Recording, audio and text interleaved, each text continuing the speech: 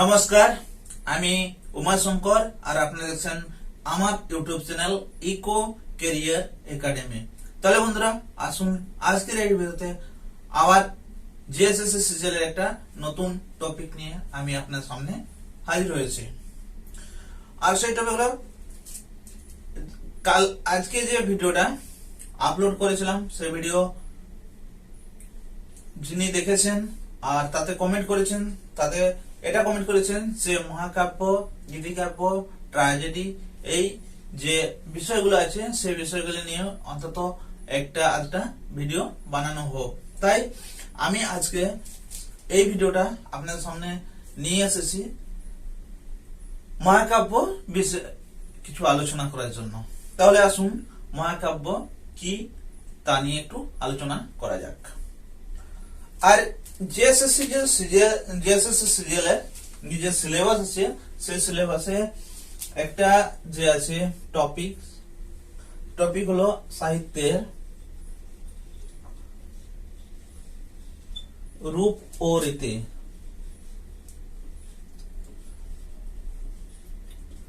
সাহিত্যের রূপ ও রীতি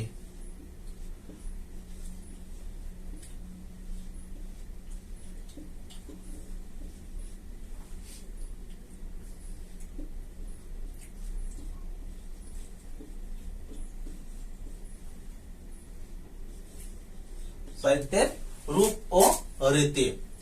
আর সাহিত্যের রূপ ও রীতি, এই সাহিত্যের রূপ ও রীতিতে আমরা আজকে যা নিয়ে আলোচনা করব তা হলো মহাকাব্য। মহাকাব্য আমরা আলোচনা করব কি নিয়ে? না, মহাকাব্য নিয়ে। আমরা যা পাঠ করি, কবিতা, গল্প, নাটক, উপন্যাস, কাহিনী, কাব্য, মহাকাব্য, গীতিকাব্য, অনেক কিছু, আমরা কখন সেটাকে মানবো এটা মহাকাব্য, এটা গীতিকাব্য, এটা রোমান্টিসিজম, এটা ক্লাসিসিজম, এগুলো আমরা কখন মানবো তারও একটা রেগুলেশন আছে, তখনই আমরা মানবো সেটা। এই যে বাংলা ভাষাবিদ যারা আছেন, ব্যাকরণবিদ আছেন, তারা এটাকে নিয়ে আলোচনা করেছেন এবং তারা তার একটা নিয়ম বেঁধে দিয়েছেন। সেটাতে আমরা কি মানবো? না, সেটা কাব্য, মহাকাব্য, গীতিকাব্য, ট্র্যাজেডি, রোমান্টিসিজম, ক্লাসিসিজম, এগুলো আমরা কখন সেটাকে মানবো তার বিশেষ কিছু রীতি আছে। সেই রীতিগুলো নিয়ে আজকে আমরা এখন আলোচনা করব। তাহলে আসুন আলোচনা করা যাক।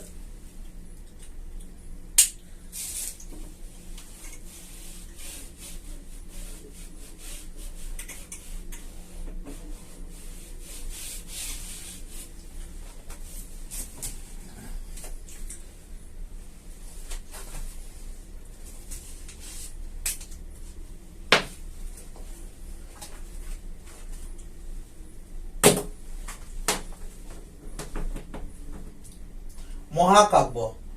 মহাকাব্যের ইংরেজি প্রতিশব্দ হলো এপিক। এপিক শব্দের উদ্ভব এপোস থেকে। মহাকাব্য, মহাকাব্য এর প্রতিশব্দ, এর যে প্রতিশব্দ তা হলো এপিক। এপিক। আর এটা কোথা থেকে এসেছে? না, এটা এসেছে, এর উদ্ভব হয়েছে এপোস থেকে। এপোস থেকে এসেছে এপিক। আর আমরা মহাকাব্য বলতে এপিক কে বুঝে থাকি, বা এপিক হচ্ছে মহাকাব্যের প্রতিশব্দ।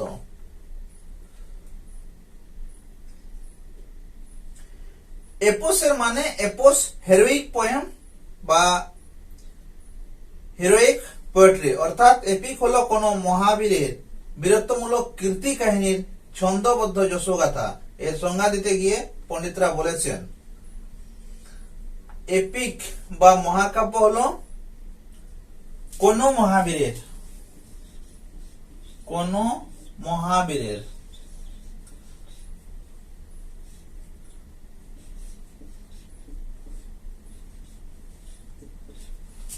কোন মহাবীরের বীরত্বমূলক কীর্তি কাহিনীর ছন্দবদ্ধ যথাযথা। বীরত্বমূলক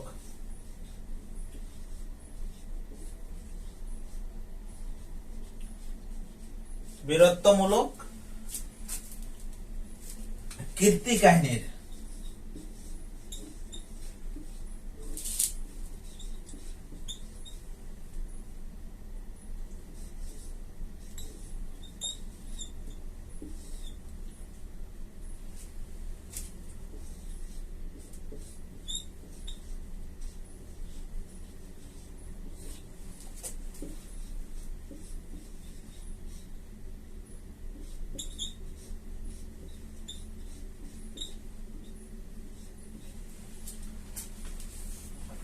মহাকাব্য কি না, মহাকাব্য হচ্ছে কোন মহাবীরের বীরত্বমূলক কীর্তি কাহিনীর ছন্দবদ্ধ যশোগাথা। কোন মহাবীরের, এখানে বীরের কথা বলা হচ্ছে না, এখানে বলা হচ্ছে মহাবীরের কথা।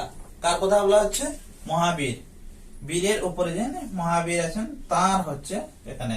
এখানে যেমন রামায়ণ, রাম এর বীরত্বমূলক কীর্তি কাহিনীর ছন্দবদ্ধ যশোগাথা। সেটা একটা ছন্দে থাকবে, তার যে কীর্তি কাহিনী কি করেছেন কি না করেছেন, তার কীর্তি কাহিনীর বীরত্বমূলক, সেটাও এমনি না, সেটাও বীরত্বমূলক হওয়া যায়। বীরত্বমূলক কীর্তি কাহিনীর ছন্দবদ্ধ যশোগাথা, এটাকে বলা হচ্ছে মহাকাব্য। যেমন রাম একটা মহাবীর, লক্ষণ, ভরত, শত্রুঘ্ন, এভাবে যারা আছেন তাদের যে একটা কীর্তি কাহিনী, যে একটা ছন্দবদ্ধ যশোগাথা, অর্থাৎ সেটা ছন্দবদ্ধ ভাবে আছে। ঠিক মহাভারতটাও সেইভাবে আছে। তাই মহাভারত, রামায়ণ এরকম আছে। যেমন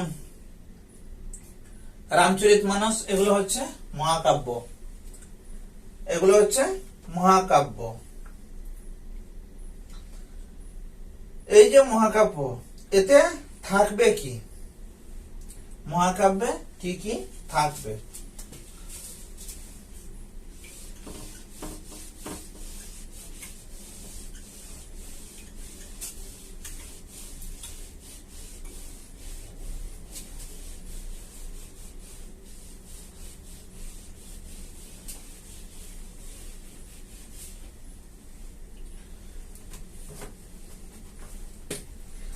মহাকাব্যে থাকছে 1 নম্বর, মহাকাব্যে কি থাকবে?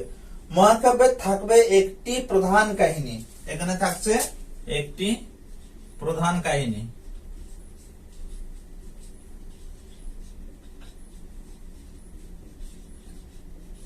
একটি থাকছে প্রধান কাহিনী বা আখ্যান। সে আখ্যানটি হবে ইতিহাস বা পুরাণের আখ্যান। কাহিনী বা আখ্যান বা আখ্যান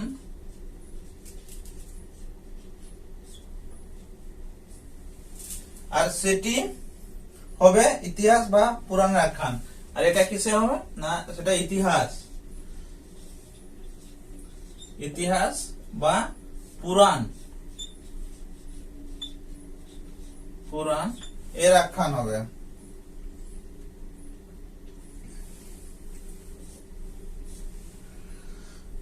দু নম্বর আছে, এই প্রধান আখ্যানকে ঘিরে থাকবে ছোট বড় আরো বহু উপাখ্যান বা উপকাহিনী। এখানে 2 নম্বরে আসছে যে এই যে কাহিনীটা আছে, এই কাহিনীটা বা আখ্যানকে ঘিরে থাকবে ছোট বড় আরো অনেক, ছোট বড়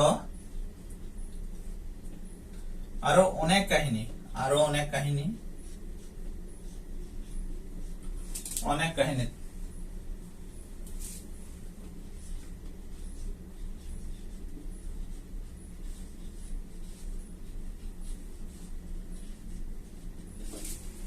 ঘিরে থাকবে।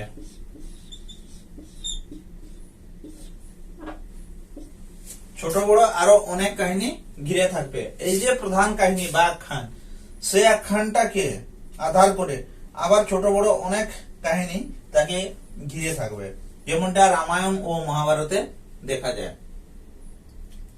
আখ্যানটি হবে নানা স্বর্গে বিভক্ত, স্বর্গ সংখ্যা হবে 9 থেকে 30 এর মধ্যে।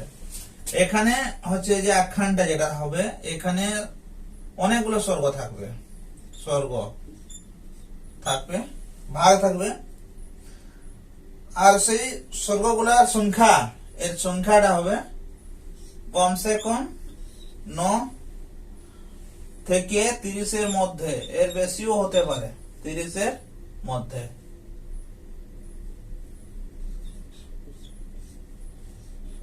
এর থেকে বেশিও হতে পারে, কিন্তু 9টা কম করে 9টা হওয়া উচিত, তবে গিয়ে সেটা মহাকাব্যে আসবে, না হলে মহাকাব্যে আসবে না। প্রতিটি স্বর্গে পরবর্তী স্বর্গের সূচনা থাকবে, আর এখানে যে প্রতিটি স্বর্গ থাকবে, প্রতিটা স্বর্গ, সেই স্বর্গে যেটা প্রতি স্বর্গে পরের যে স্বর্গটা হবে তার সূচনা থাকবে, প্রতি স্বর্গে পরের স্বর্গের সূচনা থাকবে, পরের স্বর্গের বা ভাগের সূচনা থাকবে।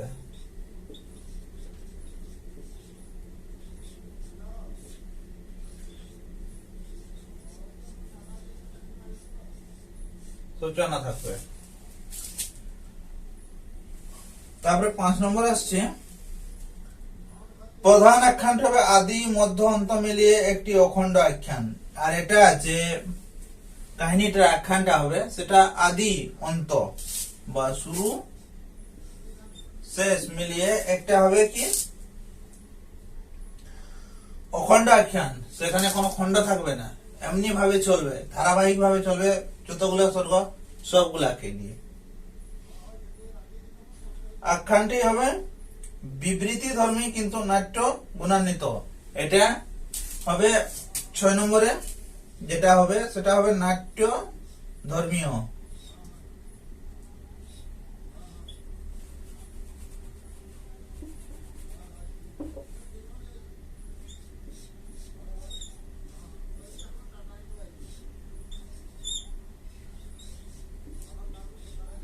নাট্য ধর্মীয়। আর এই আখ্যানটা হবে, প্রধান আখ্যানটি হবে আদি অন্ত মিলিয়ে একটি অখণ্ড আখ্যান। এটা আদি অন্ত মিলিয়ে অখণ্ড আখ্যান, আদি অন্ত মিলিয়ে।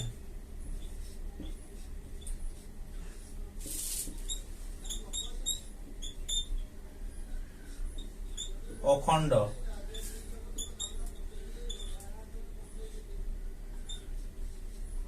আখ্যান,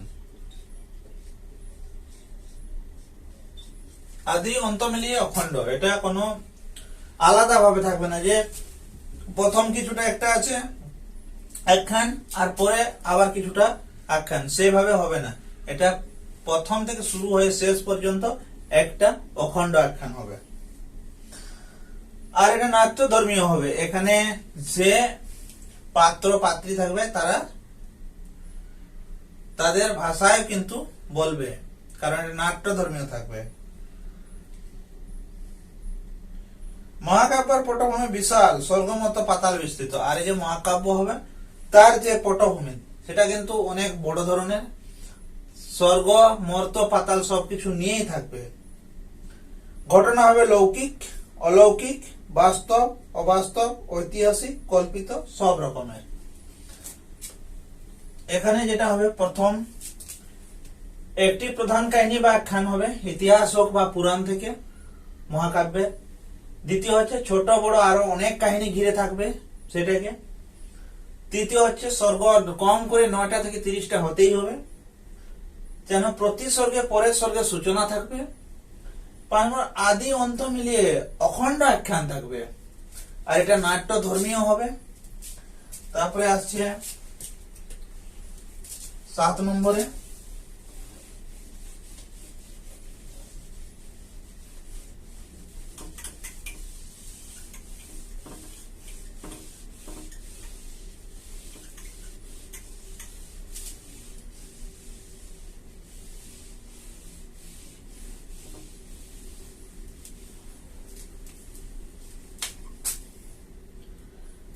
মহাকাব্যের পটভূমি বিশাল, 7 নম্বর আছে মহাকাব্যের পটভূমি বিশাল।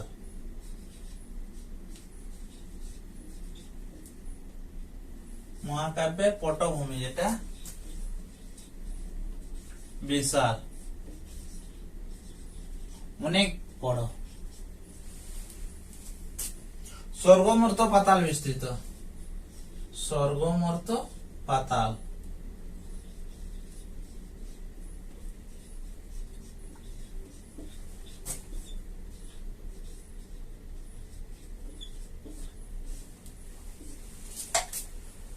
তারপরে 8 নম্বর হচ্ছে ঘটনা হবে লৌকিক,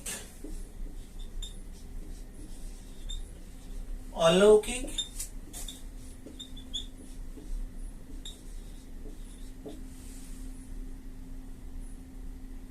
বাস্তব, অবাস্তব।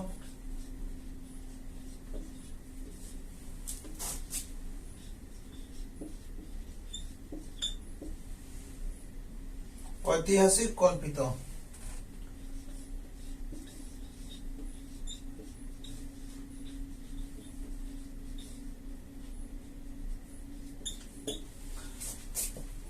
এই যে মহাকাব্যটা, তার যে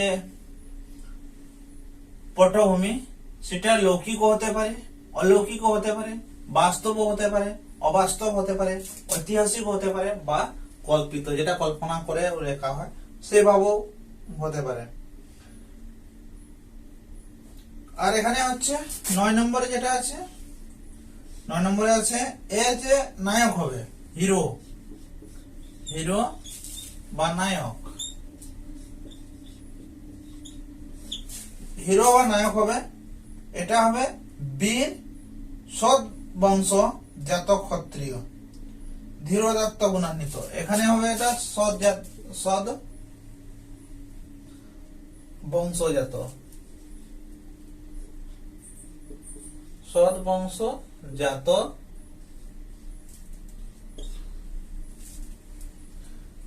বীর সৎ বংশজাত। এটা এমনি না, বীর সৎ বংশজাত হতে হবে।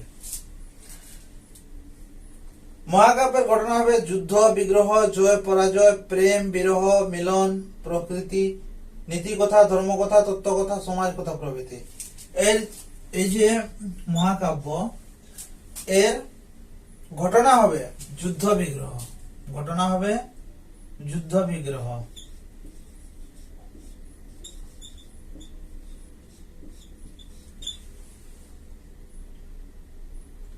জয় পরাজয় থাকবে, এখানে যুদ্ধ হয়ে জয় পরাজয়,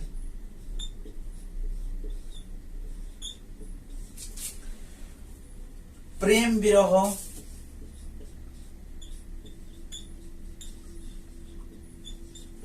প্রেম বিরহ থাকবে, মিলন,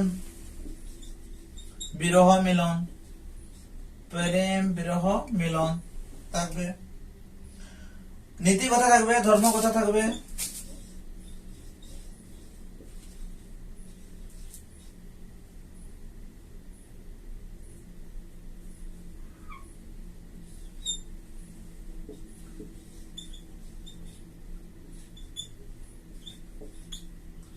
নীতি কথা থাকবে, ধর্ম কথা থাকবে, তত্ত্ব কথা থাকবে, সমাজ কথা থাকবে।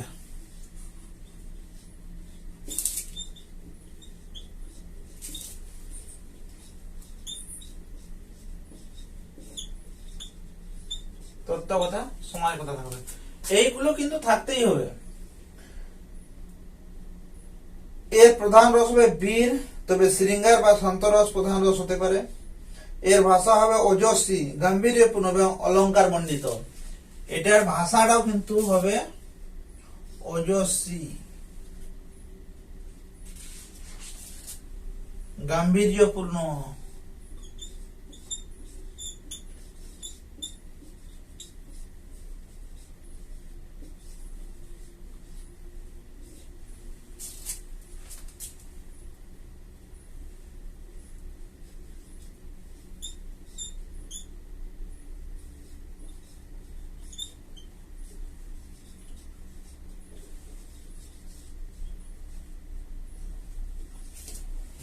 এই যে মহাকাব্য, এই মহাকাব্যের কিন্তু ভাষা যেটা হবে, সে ভাষাটাও হবে অজস্রী, গাম্ভীর্যপূর্ণ আর অলংকার মণ্ডিত। এমনি হলে কিন্তু ওইটা চলবে না, এভাবে হতে হবে।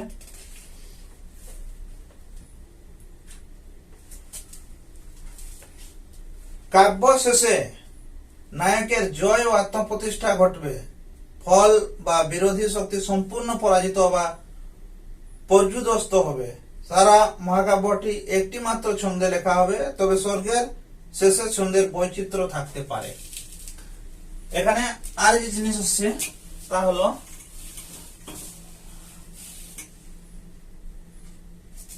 কাব্যের শেষে এই যে কাব্যটা মহাকাব্য, তা রামায়ণ হোক, মহাভারত হোক বা সেই ধরনের যা কিছুই হোক মহাকাব্য, এতে কি হবে? কাব্যের শেষে নায়কের জয়, কাব্য শেষে নায়কের জয়।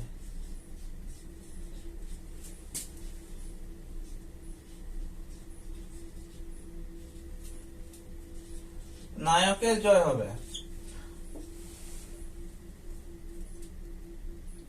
এর আত্মপ্রতিষ্ঠা ঘটবে, আত্মপ্রতিষ্ঠা হবে।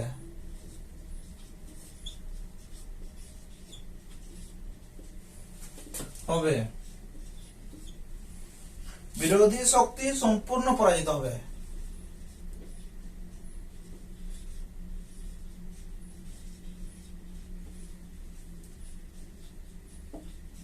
পরাজিত হবে।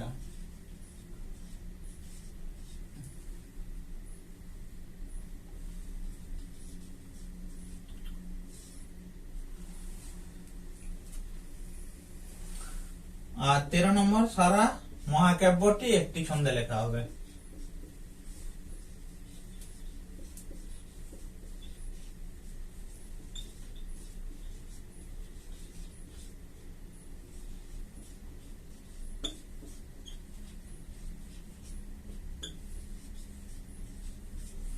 এই যে 13টা পয়েন্ট আছে, সেই 13টা পয়েন্ট হলো